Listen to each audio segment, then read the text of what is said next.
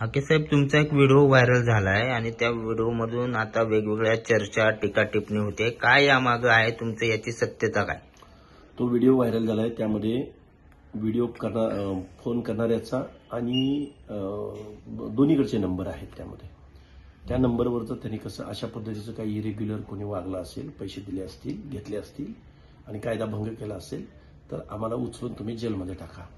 कारण आम्ही ओबीसीची चळवळ उभी करतोय, महाराष्ट्रात रात्रंदिवस पळतोय, मेळावे आंदोलनं करतोय आणि काही लोक उदार अंतकरणानं आम्हाला कोणी 5,000 10,000 रुपये देत आहे आणि असं तुम्हाला आम्हाला पैसे द्यायचे म्हणायचं आणि रेकॉर्डिंग करायचं आणि ते व्हायरल करायचं.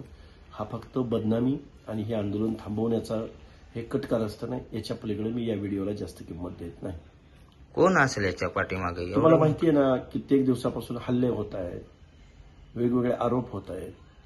माझ्या ओबीसी बांधवांना माझी हात जोडून विनंती आहे की ओबीसीचा आवाज उठवला, ओबीसीच्या आरक्षणाच्या बाजूने बोललो म्हणून हा जर बदनामीचं किंवा षडयंत्र असेल तर याला लक्ष्मण हाके घाबरणारा नाही, थांबणारा नाही. ओबीसीची चळवळ मोठ्या नेटानं या महाराष्ट्रामध्ये उभी राहील.